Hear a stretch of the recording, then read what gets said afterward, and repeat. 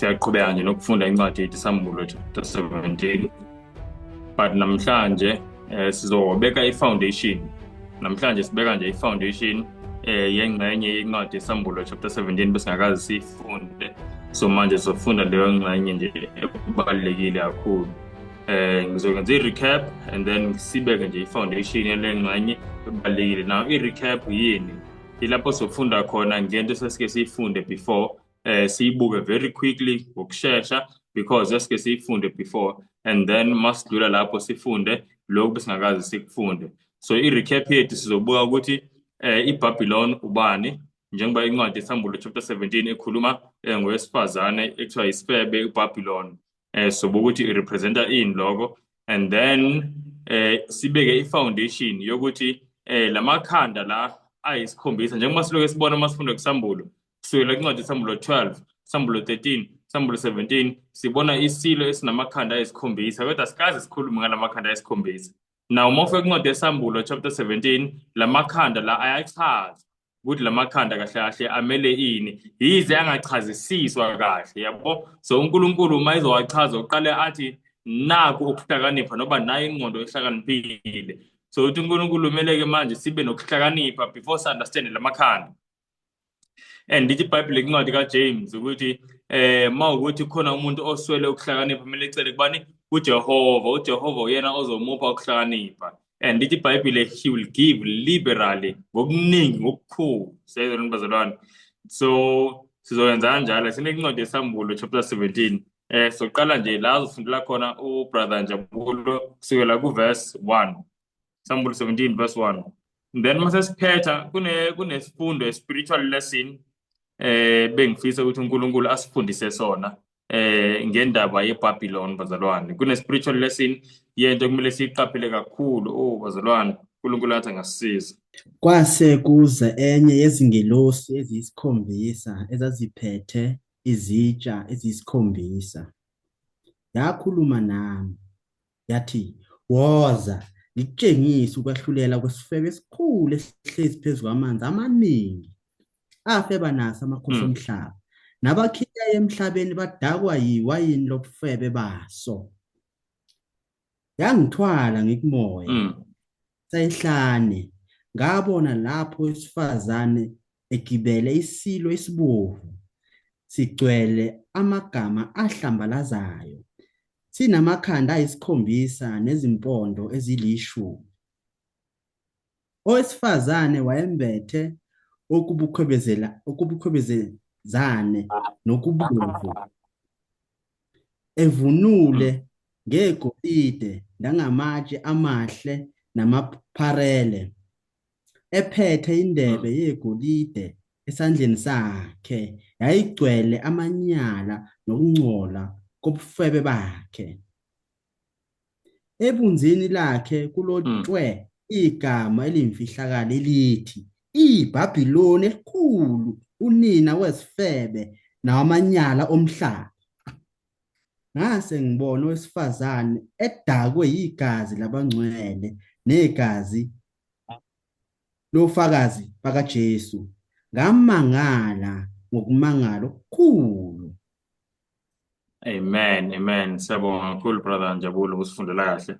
Nabazalwane, oqala la siyanikezwa ngizothi inhloso yalombono. uNkulunkulu ubonisa uJohane, umbonisa ini? Umbonisa ukubhujiswa kwalesifebe ekuthiwa igama laso nguBhabhiloni elilotshwe la sezweni bazalwane.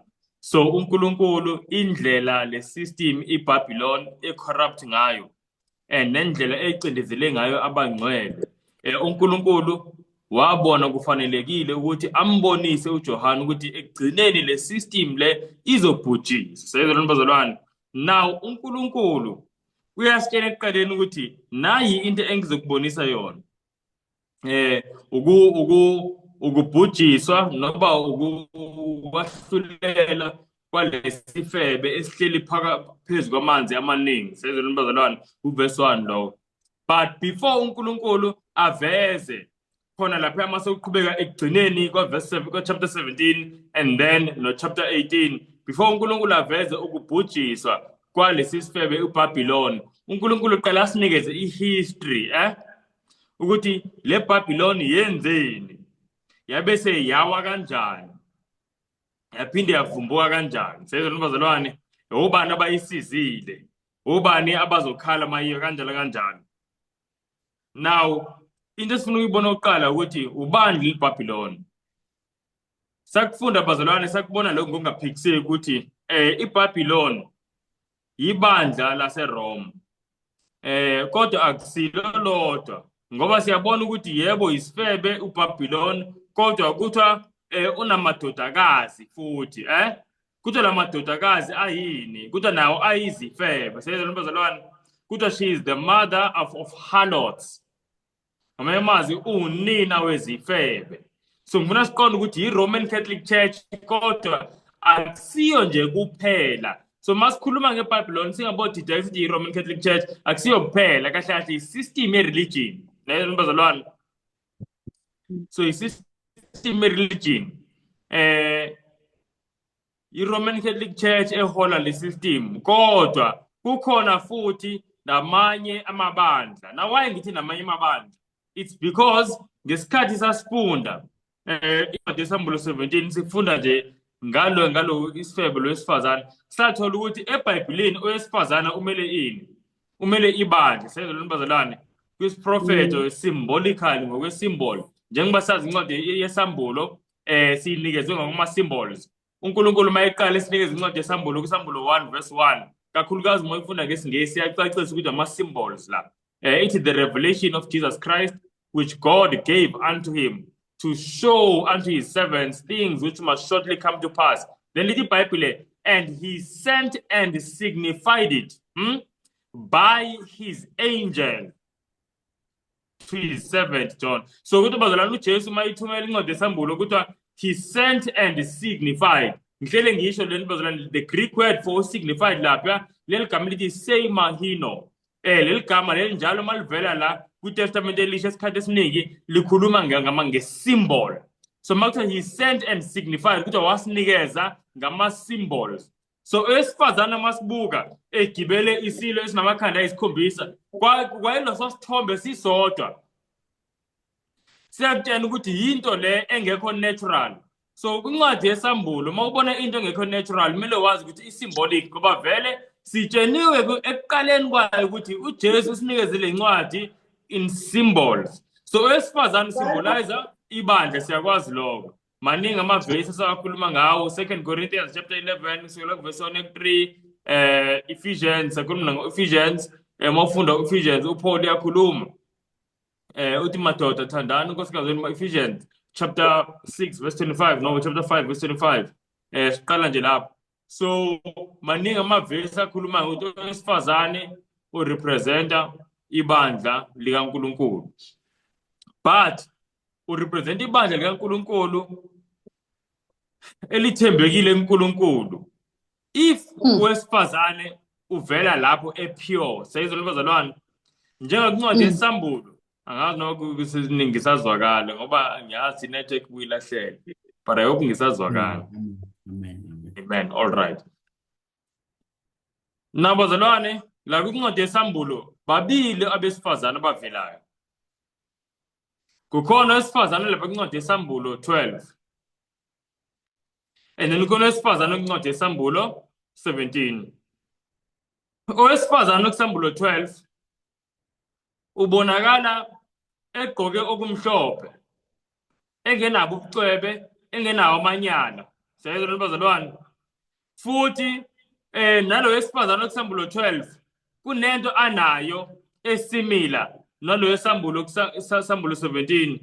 Lo kusambulo 12 kuyavela naye ukuthi uneyingane, njengoba nalo kusambulo 17 kuthiwa unani uneyingane, the daughters, the harlots. Nalo kusambulo 12 uneyingane, uthola kukhulunywa ngezingane zakhe kubani ku verse 17, sambulo 12 verse 17. Now lo wesambulo 12 ungcwele, and siyathola ukuthi ney'ngane zakhe zingcwele ngoba kuthiwa the seed yewesifazane, the remnant of a seed, kuthiwa bagcina imiyalo kaNkulunkulu. Kuyazwakala bazalwane, futhi banobufakazi bukaJesu Kristu, nobufakazi ngoJesu Kristu. So kusambulo 12 khona owesifazane oney'ngane, nakusambulo 17 khona owesifazane oney'ngane. Kusambulo 12 ibandla likaNkulunkulu elingcwele. Kwisambulo 17 ibandla elithi elikaNkulunkulu, lizibiza kanjalo, kodwa selihlukene noNkulunkulu, lifebile namakhosi omhlaba, lapho selidakiswa umhlaba wonke ngewayini lobufebe balo. Ngoba siyakuzwa lokho bazalwane. Kungani ngithi ibandla laseRoma? Sesibona ukuthi owesifazane kumele ibandla. Kungani ngithi ibandla laseRoma? Wonke lama identifying marks, ukufeba namakhosi omhlaba, i-Roman Catholic Church yavela vele kanjalo ngokuthi kwahlangana ibandla nani namakhosi omhlaba, and ibandla lawa controller amakhosi omhlaba. And then siyatshelwa la ukuthi futhi ugqoke kanjani lowesifazane. Masibheka le ndlela egqoke ngayo, sabuka lapha ngesikhathi sifunda, sibuka ngisho nendlela egqoke ngayo ukuthi njengoba kuthiwa ugqoke kambe ngesiZulu kuthiwa kunjani, obende, purple and scarlet. Lo makhala la purple and scarlet obende nanokunye angazi ngesiZulu, but purple and scarlet, purple and almost red uscarlet, yabo. And then egqoke efakwe futhi nani negolide namatshe ayigugu namaphereni. Zonke lezo zinto siyazithola ngisho kwi-uniform noma kwizivunulo zikaPhapha noma izivunulo zabaholi bebandla i-Roman Catholic Church. But gcini lapho lento noma usakutholi ngale mibala noma usayitholi le mibala kulamanye amabandla, but ubona the same mentality kubaholi bamabandla abambelele kwimfundiso zebandla laseRoma. Osikutholayo ikithi nawo abaholi bakhona lokhu kugcine sekuthululeka ngisho nakubantu abasebandleni. Nawo abaholi bagqoka ngendlela enobucwele. Ubabona ngezinye izikhathi bephethe induku ezicobezelayo, namawosha acobezelayo, namaringa acobezelayo, yonke into okucwebe. Uzubona ngisho kucobezela ngisho isuti, amasuti mhlawumbe anezinto ezinamadiamond, konke lokho bazalwane izinto ezikhombisayo ukuthi lo indodakazi. Ngoba phela eBhayibhelini ufuzo yilo elivezayo ukuthi umuntu uzalwa ngubani. Ingakho uJesu mayikhuluma kumaJuda uthi nina anisibani ka-Abraham, nina ningabakayihlo uSathane, John chapter 8. Uthi ngoba u-Abraham akaze ayenze lento eniyenzayo. Umuntu okenze lento umuntu uSathane, ngoba wayevele umbulala kusuka ekuqaleni. So njengoba nani nifuza ukungibulala, vele yingoba nifuze uyihlo wenu. Neza bazalwane, uthi Jesu Abraham wayilalela imiyalo yami. Uma ngabe bene-Abraham benongilalela. So eBhayibhelini ufuzo yilo elivezayo ukuthi umuntu uzalwa ubani. Now mawufuna ukubheka amabandla safunda lokhu. Mawufuna ukubona amabandla la azalwa yileli bandla iRoman Catholic Church, ngaphandle nje kwehistory, ngisakhuluma ngehistory ukuthi wonke vele amabandla aphuma kuleli historically.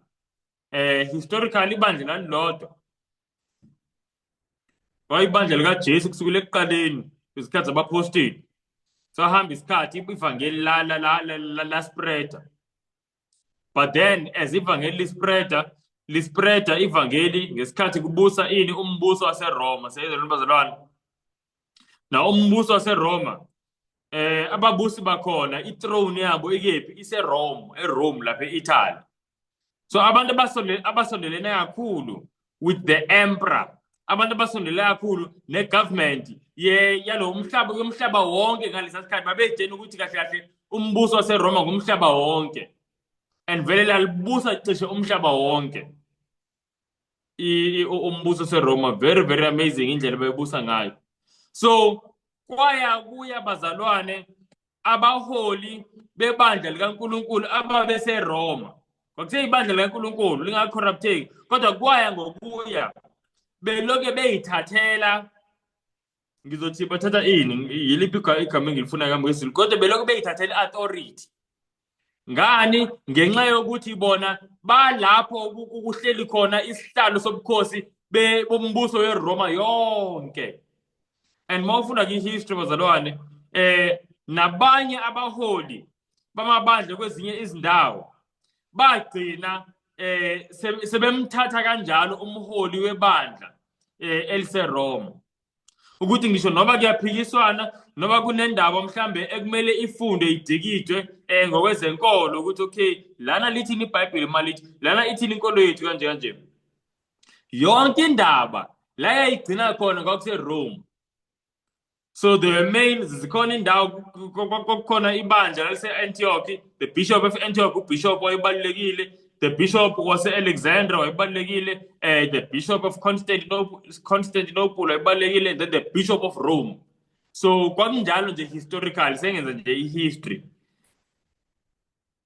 But bazalwane ngokuhamba kwesikhathi ibandla laseRoma laba ilento esiyifunda manje la eBhayibhelini le authority la ithatha ngenkani mase kuvela abantu abathi cha le authority abayinikezanga kuJesu and more than this sekungena izinto ebandleni bekumele ngaba ayingeni sekukhuleka kuMary into ayingekho ebandleni kusukela kudala sekukhonzwa ngesonto into ayingekho ebandleni kusukela kudala kukhonzwa ngesabatha ebandleni kaNkulunkulu akwenziwa kanjalo sekungena nezithombe into ibingekho ebandleni kusukela kudala na abantu babevuka bekhomba lezi zinto ukuthi cha ziyinkinga nabo bangaphakathi sayizwe lonto baqala bashushiswa njengoba siloku sike sifunde nje umlando bazalwane balokhu beshushiswa until ibandla laseRoma layiletho esiloku siyifunda liyibandla elishushisa abangcwele baNkulunkulu. Nayo kuhambeni kwesikhathi kwaba khona isplit sokuqala kwaba khona isplit sokuqala senzeka in the 11th century. So ngazi ngizothi ngonyaka I think 1050 ish angisakhumbula unyaka angawusho 1059 kanje ngicabanga unyaka 1059 but that was the first split kwaba khona two churches sayeni bazalwane kwakhona the Orthodox then kwaba khona i-Catholic Church and then ngo-1517 after i-Protestant Reformation under kakhulu kamabandla khona Lutheran, Calvin, Baptist kanjalo kanjalo kuze kube namhlanje sayeni bazalwane.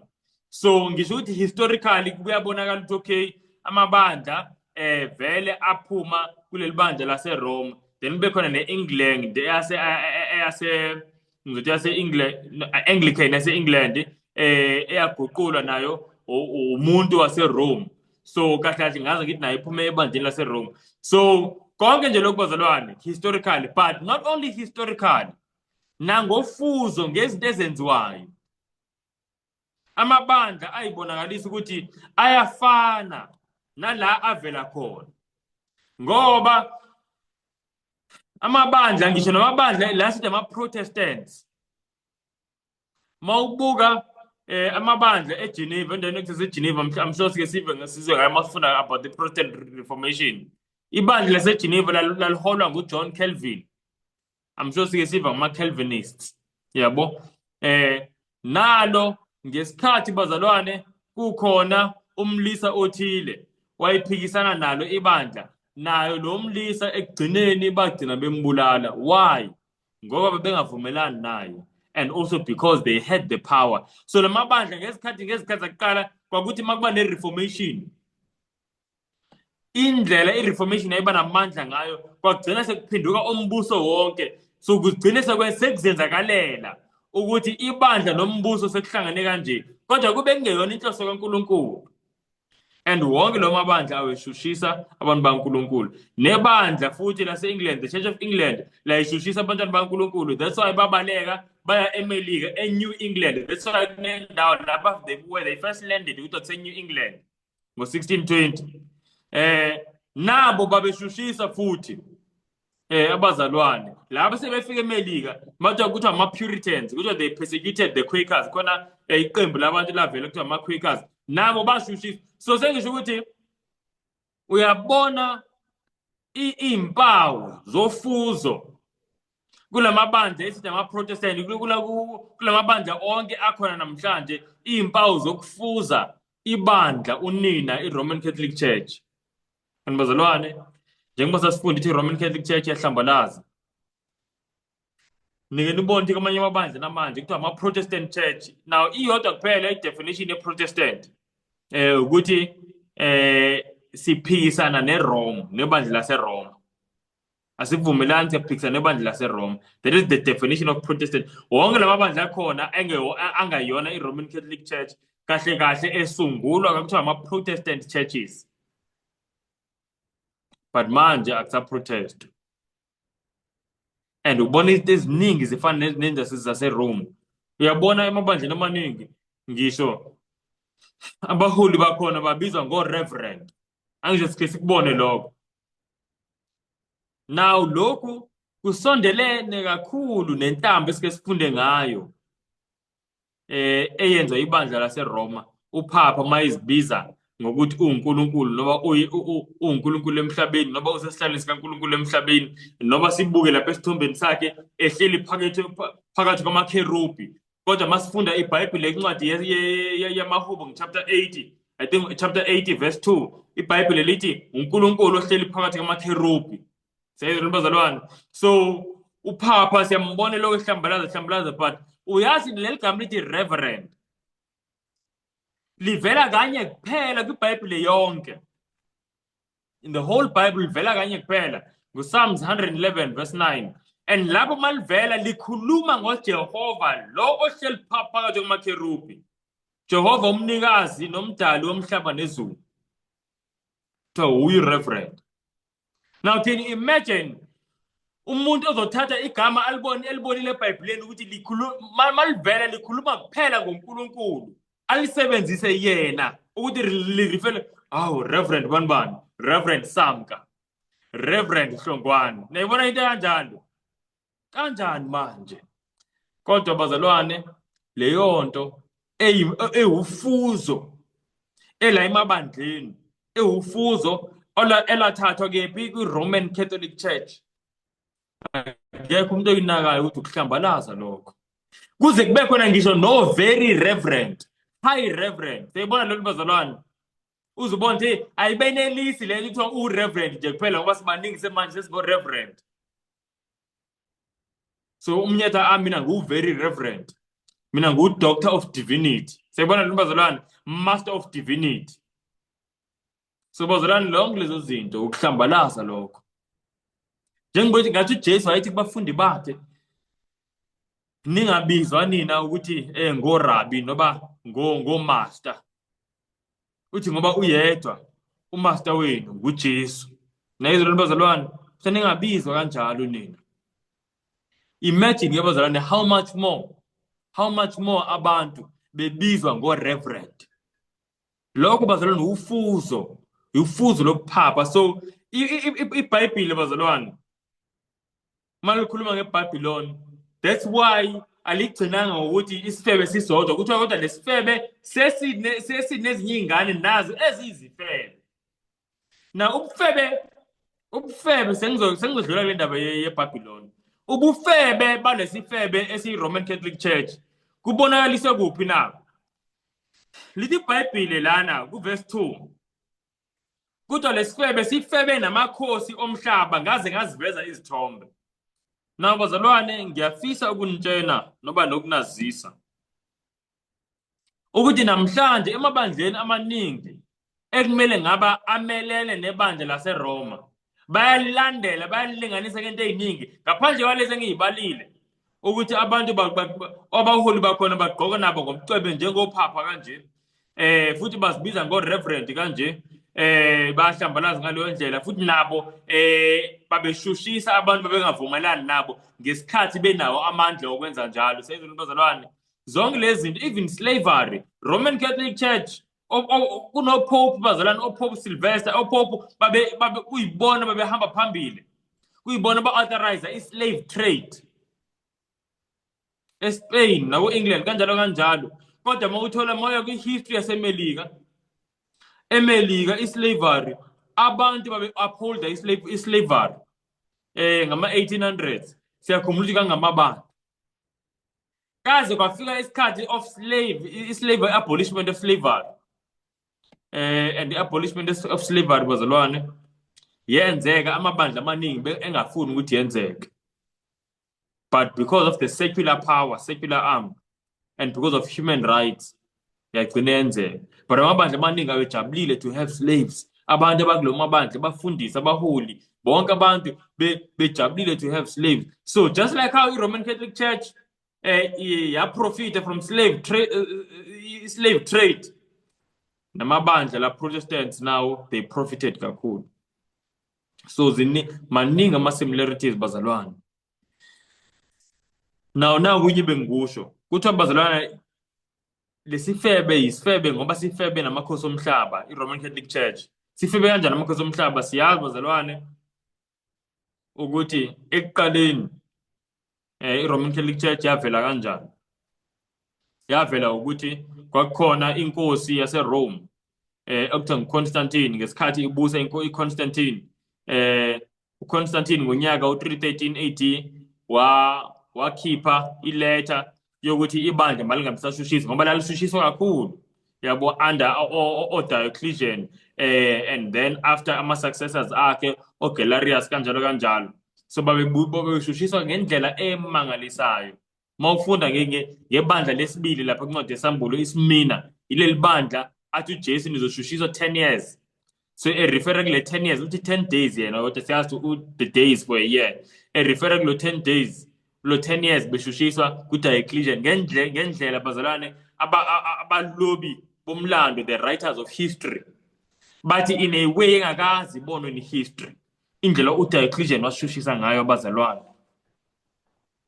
Now wafika uConstantine wathi ayiphele lento kushishiswa labantu, wonke umuntu akaphile kahle kulo mhlaba. So there was the Edict of Toleration 313 AD, and then emva kwaloko uConstantine wathi uphendukile. Mayithi uphendukile ibandla lamamkela, and then ibandla uConstantine lambeka ezihlalweni zobuholi ebandleni.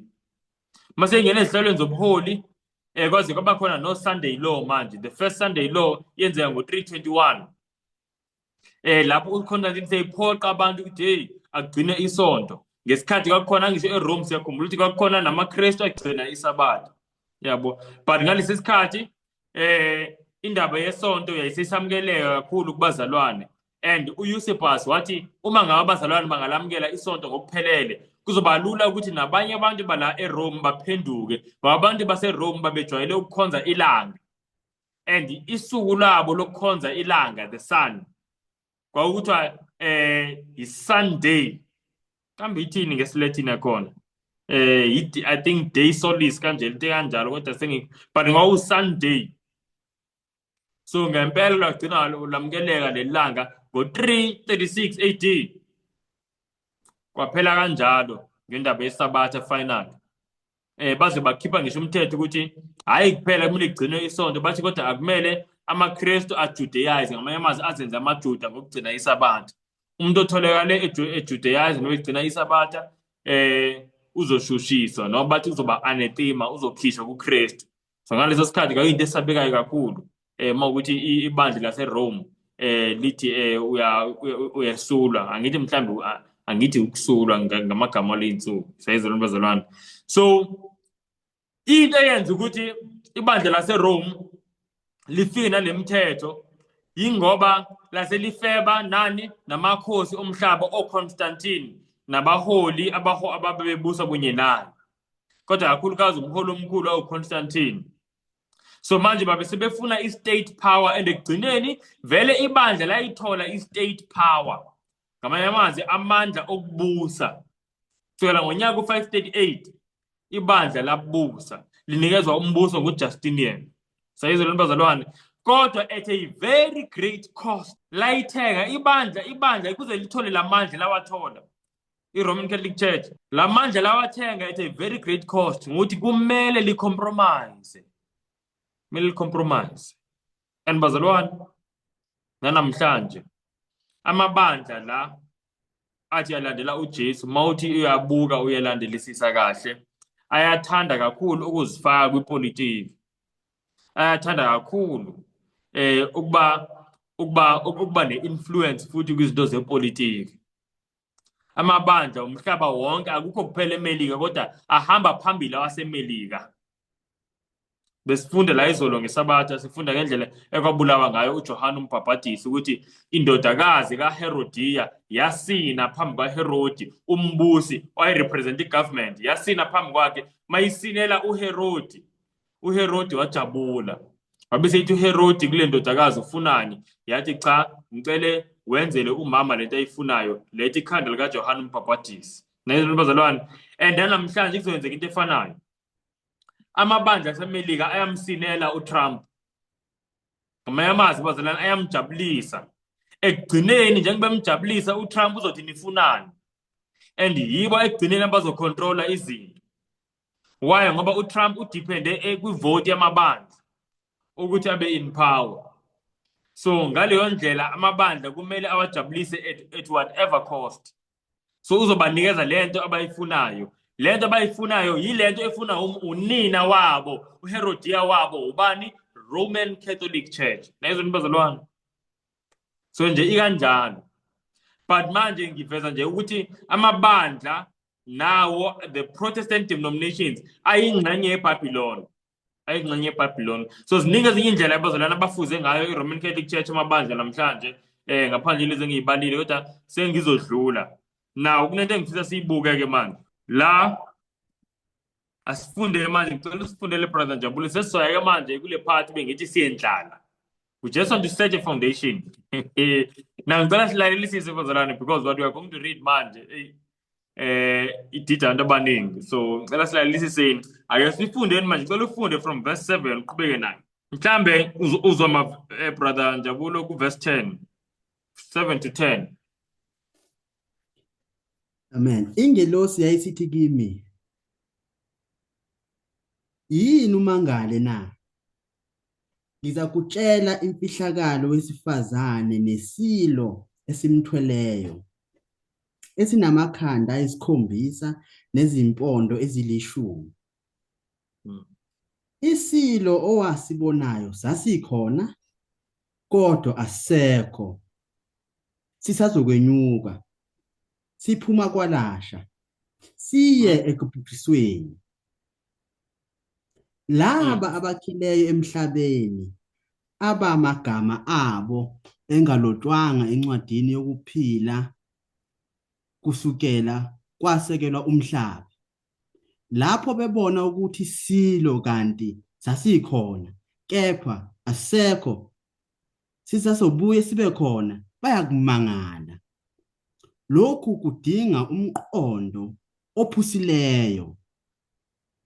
Amakhanda ayisikhombisa, ayizintaba ezisikhombisa, lapho owesifazane eqhwakele khona, futhi angamakhosi ayisikhombisa, ayisihlanu kuwo asewile. Enye isekhona, enye ayikafiki, nalapho isifikile kufanele ihlale isikhashana.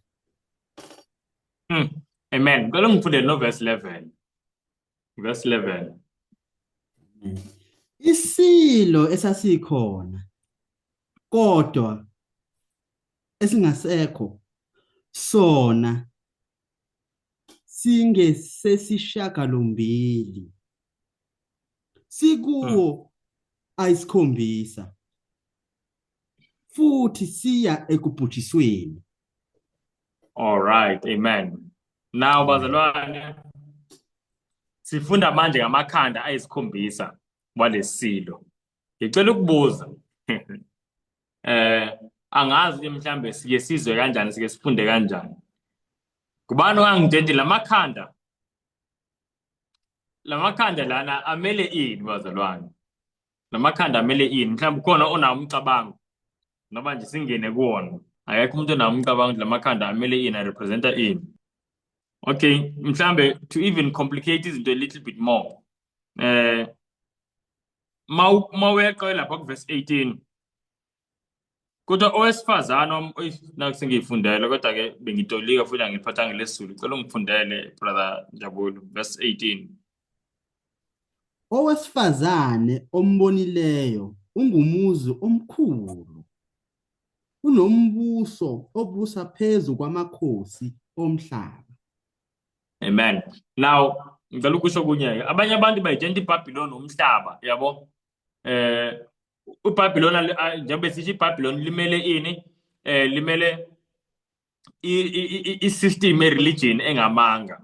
Uyathola ukuthi nala kuTestament elidala kukhulunywa khona ngeBabylon la kuqala khona ukukhulunywa ngeBabylon siyabona i-system engamanga. Mawufunda ngizenza isibonelo kwincwadi kaGenesis chapter 11 ngicela verse 9 kuthiwa uNkulunkulu ngenxa yalokho uNkulunkulu wabiza leyo ndawo ukuthi iBabel. Qala lapho igama leBabylon uBabel Babylon ngokuba lapho uNkulunkulu wasanganisa noma wahlukanisa ulwimi labantu wahlukanisa abantu seyizolwana bazalwane. So kahle kahle iBabylon isignifya ini le confusion ngoba nge-English kuthiwa God confounded or confused their tongues. ngesizulu engathi wasanganisa uNkulunkulu ulwimi lwabo. I can't remember clearly but iBabylon isymbolize umsangano. So once aqala senza i-confusion okanye umsangano bazalwane emabandleni ethu sesiyingxenye yapha iBabylon noba sesisondela kuye iBabylon. Once senza umsangano into bazalwane engawenzi umqondo kuNkulunkulu angenze isibonelo kwento iBhayibheli lithi awukho umqondo. Mawufunda kwincwadi kaIsaya chapter 8 verse 19 ithi lapho bethi kini funani kwaba namadlozi abanyenyezayo abanemilozi abantu bangafuni uNkulunkulu wabo yini na kuyiyo kwabafileyo ngabaphilayo na. Bese lithi iBhayibheli impela emthethweni ke nasebufakazini lelizwe abalikhulumayo alinakho ukusa. Yezolwana bazalwane into mayingenakho ukusa into enjani into esangene leyo. So ibandla maselizothi kuyakhulunywa nabafileyo kuyiwe ngabaphilayo kwabafileyo ngikhulume mina njengoba yenza ibandla laseRoma kukhona ama-saints uyakwazi ukukhuleka ku-saint banibani ukhuleke naku-saint banibani. Babylon leyo ngoba yini lithi iBhayibheli leyo nto ayinakho ukusa ngumsangano. Seyizolwana bazalwane. Now if wena nawe usebandleni elenza leyo nto ngisho noba aliseyona iRoman Catholic Church yini leyo kumsangano. So you are part of Babylon. And also bazalwane lapha kwincwadi kaGenesis chapter 10 I think verse 10 kuyashiwo lapho ukuthi ukuqala kobukhosi bukaNimrod kwakuyiBabel kwayiBabylon. So the first kingdom eyabakhona emhlabeni kahle kahle la emhlabeni uNkulunkulu wayengadelanga ukuthi umuntu abusa abantu. Umuntu ayizobusa abantu uNkulunkulu kuphela. Abantu bona babezobusa babenikezwe ukubusa. Mawufunda eGenesis chapter 1 uNkulunkulu edala abantu verse 26 no27 wayebanikeza abantu ukubusa over yonke into edaliwe over the animals. Kodwa akazi athi uNkulunkulu unikeza umuntu ukubusa phezu komunye umuntu. Umbusi wokuqala kwaba nguNimrod. Nayizolwana bazalwane. And kuthiwa ukuqala kokubusa kwakhe kwakuyiBabel. Genesis 10 verse 10. So i-system leya yokuthi umuntu abusa abantu bathobele umuntu nokuthi bathobele uNkulunkulu kuphela. Namanje abangikhuluma bazalwane. Yaqhubeka lo system manje yagcina ke sengene ingakho uNkulunkulu mawufunda ngomlando waseSirayeli uNkulunkulu was against ukuthi kube khona inkosi. Siyakhumbula ngoba yayingafikanga naye lo system but abantu bayifuna. uNkulunkulu yasho ke bazalwane ekugcineni ukuthi abantu babengafuni ukumlalela. Ngicabanga ukuthi amaHubo 81 lapho nje amaHubo 81 kodwa yasho abantwana bakhe bamlalelanga. uNkulunkulu wagcina wabanikeza izinkanuko zabo bahamba ngokwemicabango yabo kwamacebo. iBabylon bazalwane just sifundile it's a system of religion eyaqala kudala. So that's why uMoya Ingcwele mayikhuluma ngebandla lokuphapha the Roman Catholic Church ethi iBabylon uNkulunkulu isizathu saloko yingoba uNkulunkulu iBabylon ufisa sibone ukuthi the same confusion ayikhona ekuqaleni iyona manje seyikhona la kuleli bandla nakulamabandla alifuzile leli bandla sezweni bazalwane. Na ngifuna sibone ukuthi lamakhanda amele ini bazalwane, amele ini. Na iBhayibheli lana lithi kuverse 9 lamakhanda yini ayizintaba eziyisikhombisa ngisho owesifazane ahleli kuwo, verse 9 lo. Now uverse 10 uthi futhi angamakhosi ayisikhombisa. Na ngifuna sibone ukuthi la bazalwane uNkulunkulu ngesinye isikhathi kwincwadi yesambulo eliphi igama engilifunayo lesiZulu, kodwa uNkulunkulu u-explaina isymbol ngenye isymbol. Sezweni bazalwane uqala yathi amakhanda angisho ayisikhombisa, then wasinikeza enye isymbol futhi ezintaba. Lezi intaba lezi azikho literal njengoba ayizintaba lamakhanda ayizintaba ayisikhombisa, yisymbol nayo. Ayisymbol yani verse 10 ayisymbol yamakhosi noba kingdoms. Yazwakala bazalwane. So lamakhanda kahle ayisikhombisa amele ama-kingdoms. Ama-kingdoms bazalwane ayisikhombisa. uSathane asebenza ngawo awasebenzisile ukupromota le confusion le uSathane afuna ukuthi ibe khona manje nasemabandleni kaNkulunkulu. Now ngifisa ukunipha ubufakazi ngathi ningabhala phansi lobufakazi ukuthi lamakhanda representa lama-kingdoms. Okokuqala, number 1, amanye amavesi ngizowasho nje, amanye sowavula. Number 1, now lobufakazi indlela engizoveza ngayo bazalwane, ngizoqala kuTestament elidala ngize kuTestament elisha bese ngiqhubeka nawo until the last verse which will be la kwisambulo 17 la sikhona vele. So first of all, mawufunda incwadi kaDaniel, incwadi kaDaniel chapter 7 kuverse 6, sikhona esinye isilo esinamakhanda awu-4. Siyakhumbula bazalwane kuDaniel 7 there's a leopard with four heads. Siyakhumbula lokho bazalwane angisho. Now ngicela ukubuza, ngifuna ukubuza ukuthi ubani okhumbulayo lawa makhanda ayi-4 lapha kuDaniel chapter 7 verse 6 kuleya leopard amele ini bazalwane? La makhanda ayi-4 amele generally bombuso ka-Alexander. All right. Almost there. Almost. In fact, okay, ngenxa yokuthi nizamile bazalwane silifundeni ivesi sinokuDaniel 8 verse 22. Sizobuthi la makhanda amele ini. KuDaniel 7 akadifinanga la makhanda, mayimazi asitshelwanga ukuthi amele ini, kodwa uNkulunkulu ugcina seyisitshela kuDaniel chapter 8 la sekuvela izimpondo eziwu4 ezifana nalamakhanda awu4 kulombuso ofanayo. Na ngifuna sibone ukuthi ke lezi impondo zazimele ini, ngoba lezi impondo zimele lento amele wona lawa makhanda. Daniel 8 verse 22. Ungafunda nje mhlawumbe verse 21 no 22. 8 Impongo iyinkosi yaseJavini, uphondo olukhulu olusemkhathini wamehlo ayo liyinkosi yokuqala. Kepha esikhundleni salolo olwephukileyo kwavela ezine, kuya kuvela imibuso emine esizweni salo, kodwa ingenamandla alo. Amen. Now ngicela ukuphinde ngibuze bazalwane ukuthi lamakhanda awu4 amele ini ke? So siyabona kuverse 21 to Alexander the Great uphondo lola kuthi then mase iphukile kuvela ezinye impondo ezine, and then siyatshentsha le impondo zimele ini. Now le impondo njengoba zisembusweni ofanayo nalo bekuyingwe inamakhanda ayi4, le impondo ezine zimele into efanayo nalamakhanda amane ngoba umbuso wodwa. Now kanjani uphendula amele ini ke manje sesifundile leli basic, those heads what do they represent? Amele ini? The kingdoms that split. Umbuso. Amen. Amakhanda amele imibuso. Amakhanda amele imibuso. So nala kwisambulo mase sibona isilo esinamakhanda, kumele sazi ukuthi amele ini? Imibuso bazalwane lamakhanda. nayizolwane bazalwane.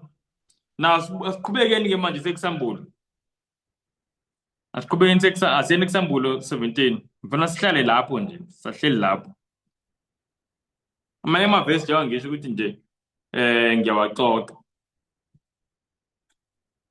Ubufakazi besibili, so first evidence ukuthi lamakhanda mele embuso sithola kuDaniel 7 verse 6 nakuDaniel 8 verse 22.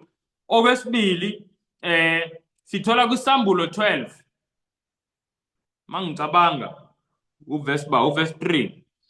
KuSambulo 12 sithola ukuthi bazalwane lesilo lesi esinamakhanda ayisikhombisa esisibonayo nala kuSambulo 17 lapha kuSambulo 12 kuthiwa lesilo sinemiqhele emakhanda aso ke sayezela bazalwane.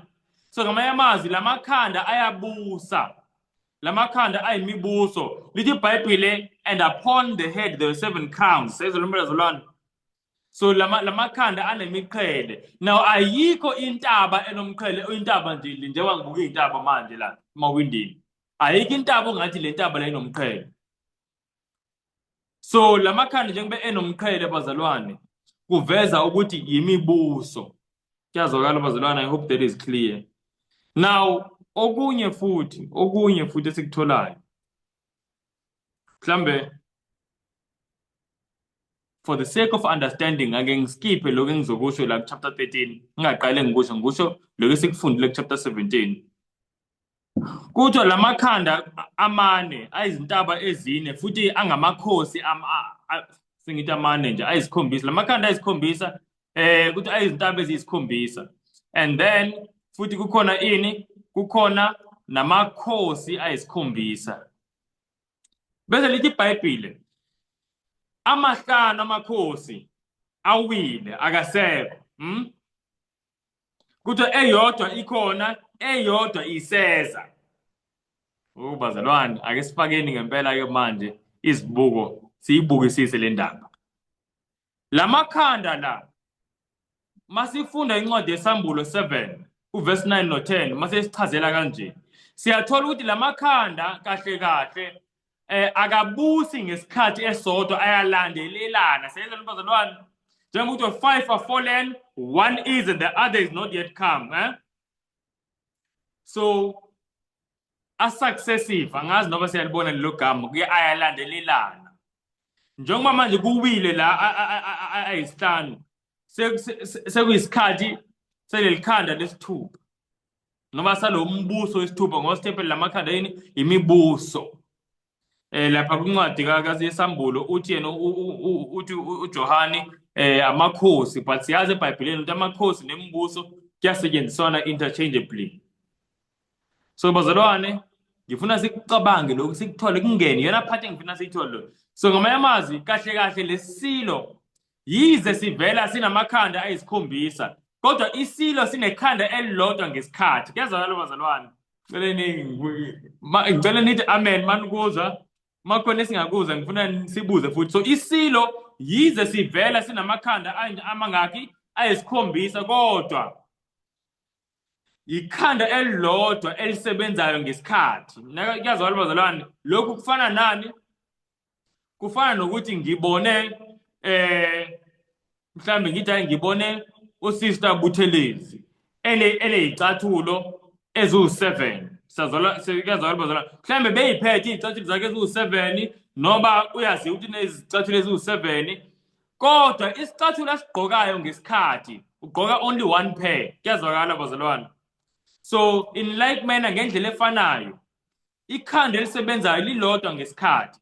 Yingakho namase ufika ke manje kwincwadi yeSambulo chapter 13 kukhulunywa ngekhanda elidebeze inxeba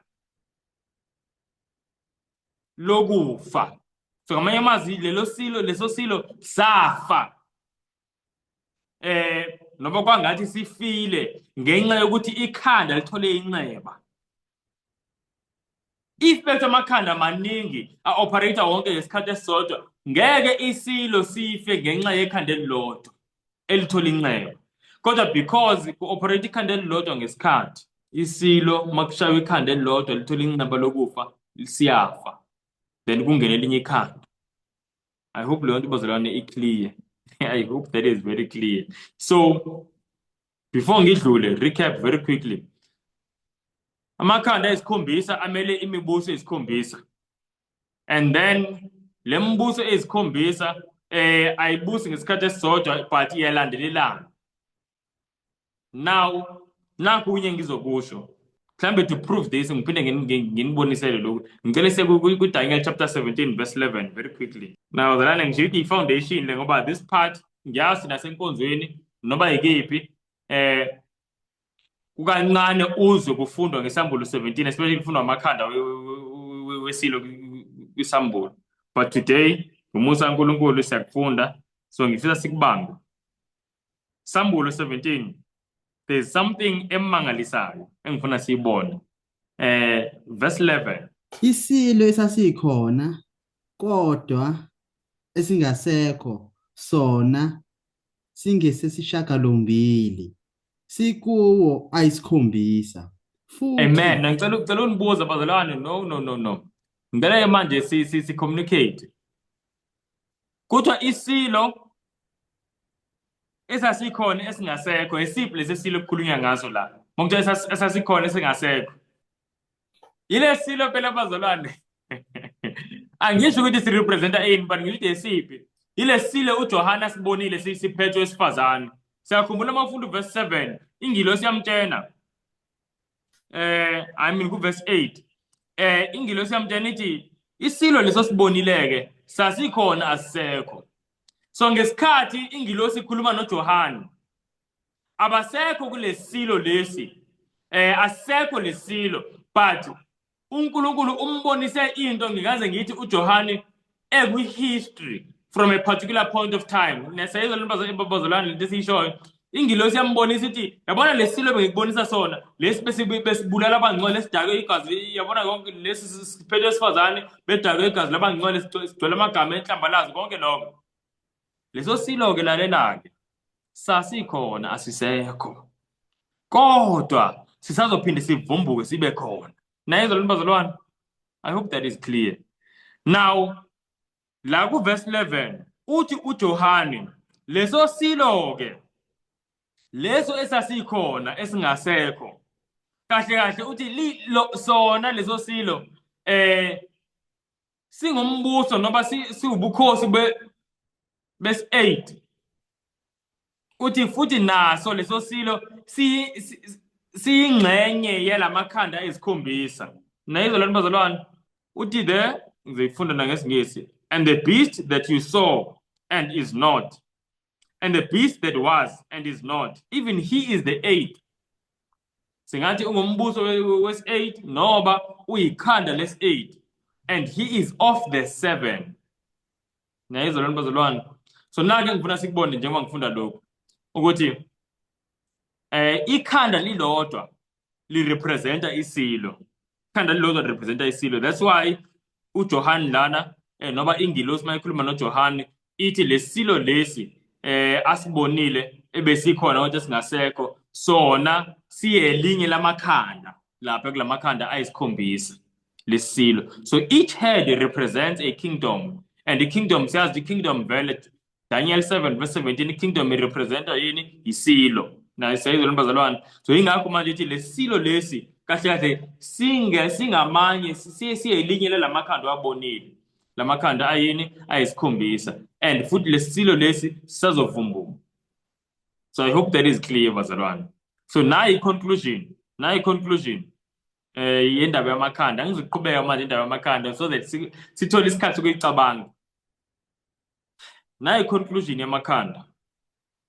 Amakhanda amele imbuso esikhombisa elandelanayo. Hayi ebusa ngesikhathi esisodwa elandelanayo. Now yangishiye kanjalo kamanje. So imibuso esikhombisa elandelanayo. Nanokuthi ikhanda nekhanda limele umbuso. Very very important. Njengoba sibona ukuthi elilodwa lamakhanda limele lesilo uJohane asibonile. Esiphinde sivumbuke futhi. Ingakho ukuthi manje sesiyikhanda les 8 okanye ikhanda noma siwumbuso wes 8 But the reason why kungavelanga amakhanda awu-8 kuvela awu-7 is because lokhu kwesi-8 is part of the 7. Siyezwa nibazalwane, kuseyikhanda elilodwa kodwa lalishaywe ingozi lashona phansi, now-ke manje seliphinde liyovumbuka after the 7th kingdom. So I hope lokho ku-clear. So ikhanda nekhanda limele umbuso nombuso, le mbuso iyalandelana. So isilo lesi yize sivele sinamakhanda ayisikhombisa kodwa asinamakhanda ayisikhombisa ngesikhathi esisodwa bazalwane. Asinamakhanda ayisikhombisa ikhanda elilodwa ngesikhathi, ikhanda elilodwa ngesikhathi. Unlike lesi besisibone kuDaniel chapter 7, lawa makhanda amane wona abebusa ngesikhathi esisodwa. Le mbuso emine eyenzeka ngesikhathi kushona uAlexander the Great, le mbuso the north, the south, east and the west. Siyabona lo bazalwane. So abusa lawa ngesikhathi esisodwa, but leli lana akabusi ngesikhathi esisodwa. Sazi ngani ukuthi akabusi ngesikhathi esisodwa? Very simple. Ingoba liyasitshela iBhayibheli ukuthi ayisihlanu sewile, eyodwa ikhona, eyodwa iseza. Nayizwa bazalwane. And then futhi kusezoba kuphinde kube khona nenye yes8. So siyabona ayalandelelana lamakhanda. I hope that is very very clear.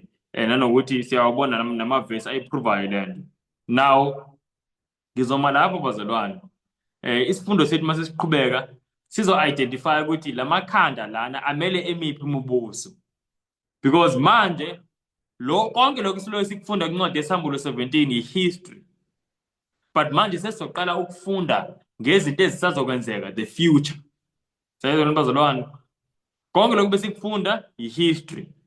Into sezenzekelile ukuthi ibandla laseRoma lashushisa abazalwane kanjalo yonke leyo nto into seyi-history leyo. But now sisazofunda i-future. But njengoba sifunda i-future kubalulekile ukuthi siqonde sonke sihambe sonke. That's why ngikhuluma ngalamakhanda ayisikhombisa so that siwa understand lamakhanda ayisikhombisa. Ukuthi lamakhanda ayisikhombisa arepresenta ini? Arepresenta iy'ntaba ezingakhi? Eziyisikhombisa. Lezi ntaba zirepresenta ini? Zirepresenta amakhosi noba imibuso eyisikhombisa. But le mibuso iyalandelelana. Now ningakudidi lonto ukuthi why bethi izintaba? Sometimes eBhayibhelini iy'ntaba zirepresenta imibuso. Mawufunda incwadi kaJeremiah 51 I think verse 25, umbuso waseBhabhiloni urepresentwa njengentaba enkulu. Siyibona lo bazalwane. uNkulunkulu urepresenta umbuso waseBhabhiloni njengentaba. So iy'ntaba sometimes they represent kingdoms.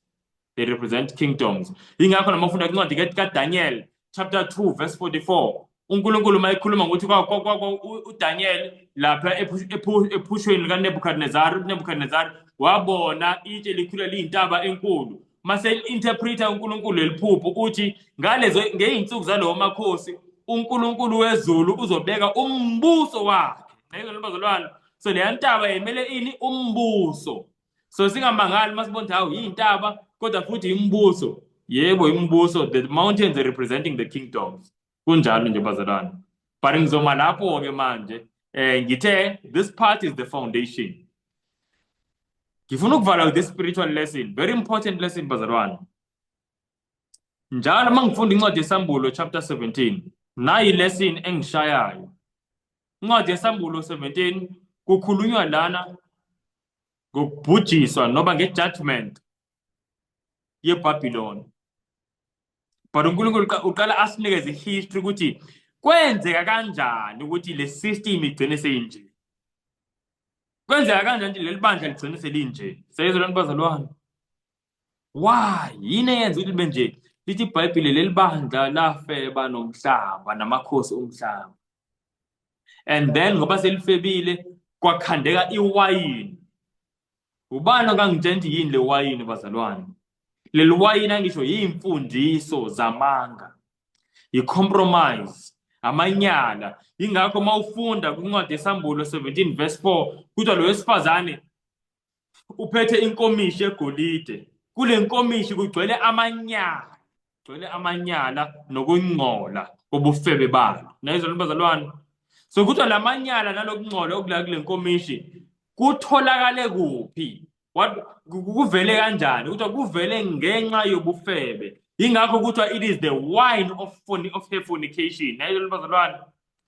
Now nayi lesson esiyifunda la kulesi prophetho nakwi-history yebandla laseRoma. Ibandla laseRoma bazalwane kwakuyibandla elifana nawo wonke amabandla li-pure. Nayizolo bazalwane njengoba ngichaze i-history. But la kwangena kakhulukazi ukungcola kuleli bandla. Yilapho ibandla lifuna ukuyihlanganisa nemibuso yomhlaba noma lifuna ukuyihlanganisa nomhlaba. Lifuna ukuyihlanganisa nomhlaba.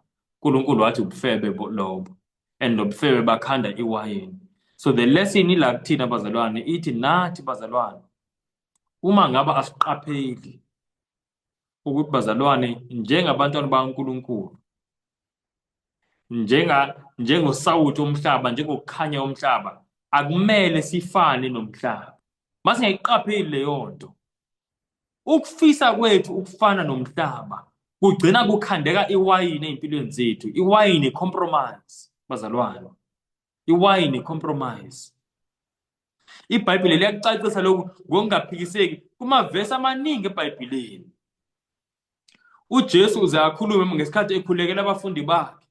Siyakhumbula lento bazalwane. uJesu mawufunda kuJohn 17 verse 14 uthi uJesu baba laba ngibanikezile izwi lakho ngenxa yaloko ababona bomhlaba. Siyizwa lento bazalwane. Nakuverse 16 athi ababona futhi bomhlaba. Kuthi asibona abazalwane obomhlaba. Mayikhuluma umpostoli uPaul uthi bazalwane kuthi i-citizenship yethu isezulwini. Awundi Colossians 3 verse 20.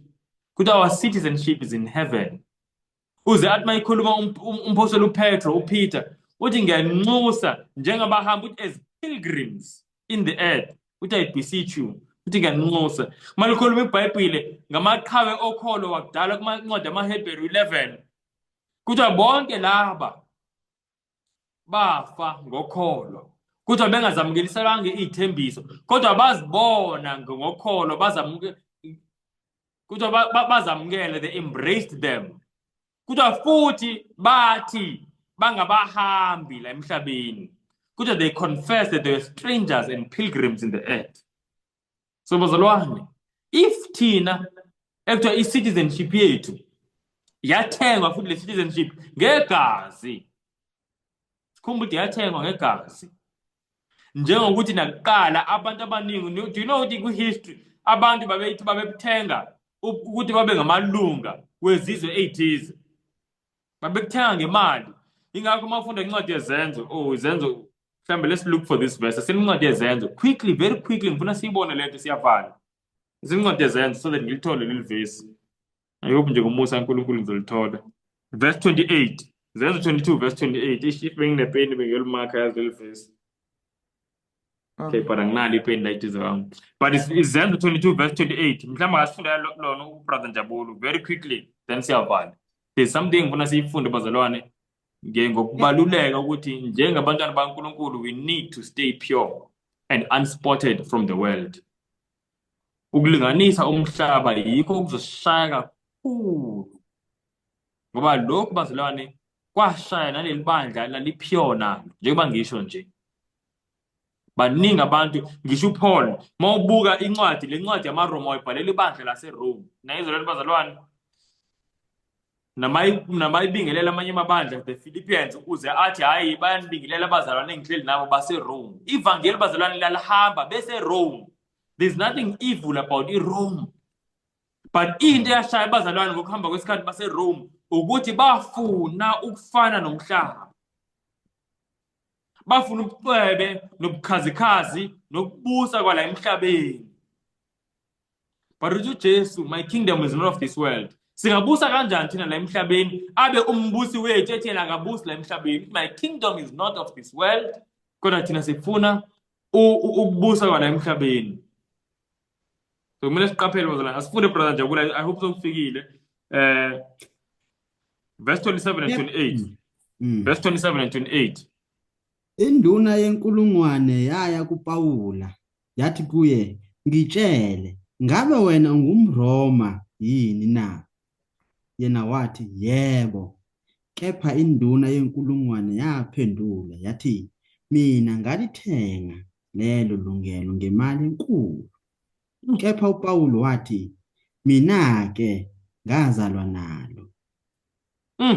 Nayizo lento bazalwane, le nduna ithi ngalithenga lelungelo ngemali enkulu ukuthi mina ngibe ngomunye wama-Roman citizens, ngibe ngumRoma. Wayengazalwanga lo muntu engumRoma, but wakhipha imali enkulu ukuze kuthiwe naye ngumRoma. Why? Yingoba bazalwane, ma ungumRoma ngaleza zikhathi kwakufana nomuntu ohlala kwi-first world country kule nsuku. Kwakunamalungelo amaningi amangalisayo wawathola njengomRoma. Now le nto bazalwane iyisifundo kuthina. Nathi sithengelwe ilungelo. Alithengwanga ngesiliva negolide, lithengwe ngegazi likaJesu lokuthi sibe ngamalunga wesizwe sasezulwini. Our citizenship is in heaven. Mangila eSouth Africa, ngingola eSouth Africa, kuzobonakala ukuthi vele ngola eSouth Africa ngoba ngezinto zala eSouth Africa sezo bazalwane. Mase ngisuka la eSouth Africa mhlambe ngiye kwelinye izwe, simhlambe ngiye eZimbabwe, kuzoba nezinto ezihlukile, indlela engikhuluma ngayo, indlela engidla ngayo, indlela engenza ngayo izinto, mhlambe indlela engigqoka ngayo futhi. Mabengibuza ukuthi kungani ugqoka kanje, wenza kanje, kukanje kanje, impendulo iyodwa, angiyena wala. Mina kahle kahle ngose South Africa. Nayizo lento bazalwane. And siyazi bazalwane, sike sibone umuntu obuya ezweni elingcono, umuntu ovela ezweni elingcono kunalelizwe akulona. Asithi mhlambe kufika umuntu waseMelika la eSouth Africa, angeke azame ukufihla ukuthi waseMelika. Ngeke azame ngisho nokukhuluma nge-accent la eSouth Africa. Hayi. Why? Ngoba uyazi ukuthi iMelika yizwe elingcono. Uyazi ukuthi masimuzo soday bakithi nanga umuntu waseMelika, ezweni elinamandla, izwe elikhulu. Nayizo libazalwane. Now ingakho iBhayibheli malikhuluma ngezulu kuthiwa yizwe elingcono. AmaHebheru chapter 11 cabanga ukuthi verse 15 kuthiwa bazalwane amakholo, amaqhawe wokholo waqala kuthiwa babelangazelela elinye ilizwe, kuthiwa yebo ilizwe elingcono, kuthiwa a better country, a better country. So bazalwane, kumele sikhumbule ukuthi thina sivela kwilizwe elingcono, noma singamalunga welizwe elingcono. Asingazama uku-imitate le lizwe la emhlabeni. Once sizama bazalwane to fit in and to blend in, into elandelayo lapho i-corruption, just like ibandla laseRome kuthiwa it's the wine of a fornication. Siyazi ukuthi angisho naseBhayibhelini bazalwane, ukuba umhlobo womhlaba, ukuzwana nomhlaba, lithi iBhayibheli yini lewo ubufebe. Angisekukhumbula lokho sake sakufunda. Litholakala kuphi? Incwadi kaJakobe, mhlawumbe selifunde again masikhohliwe. Jacob 4 verse 4, James 4 verse 4. Asizweni. This is the last verse bazalwane. But nje it's a warning kuthina. Lento esiyifundayo ngebandla laseRome, indlela la corrupteka ngayo from a pure church la kwakuhamba ivangeli bazalwane ngendlela emangalisayo to a worldly persecuting church egcwele umsangano, egcwele umsangano. James 4 verse 4. Brother Njabulo engathi umane ephuma, ngizocela mhlawumbe omunye ofikile kuJames 4 verse 4 asifundele. Yeah. Ziphingi, anazi yini ukuthi ukuthanda izwe kungubutha kuNkulunkulu na? Ngakho lowo othanda ukuba ngumhlobo wezwe umi eyisitha sikaNkulunkulu. Nayizo lento bazalwane. Kuthiwa ziphingi. Why ethi ziphingi? Ingoba ukhuluma uJakobe la ebhekise kubantu abathi bangamaKristu, abathi bashadiswe noKristu, kodwa nawo ubonakala manje benza bane-affair nezwe, bane-affair nezwe, bafuna ubuhlobo nezwe. Uthi anazi yini ukuthi lokho ubutha noNkulunkulu? So engizokusho bazalwane ukuthi ake siqaphele kakhulu njengamaKristu indaba yobuhlobo nezwe. Singangcoliswa ukufisa ukufana nezwe, ukufisa ukugqoka njengezwe. Every fashion eqhamukayo siyayilandela. Nayi into namanje akekho umuntu ongayiphikisa lento engiyishoyo bazalwane. Into eyone ibandla kakhulu likaNkulunkulu ukufisa ukufana nezwe. Ngeba sikhuluma nokukhuluma ngendaba zokugqoka. Uma ngaba bekuthiwa abangcwele abafisi ukufana noKarabu lapha bewabuka ko-Generations. Makuthiwa abafisi ukufana nabantu ama-celebrity kodwa manje kuba nento umuntu ayibonayo ayihalelayo lapha. Ade ibukeka iyinhleke leya. Bese iyakhohlakala le esezwini likaNkulunkulu ekhuluma bazalwane ngani ngemodesty. Sayezwa bazalwane, iBhayibheli lize likhuluma ngoSera malikhuluma ngemodesty. Lithi wayemuhle but yena iBhayibheli limbeka as the example of modesty.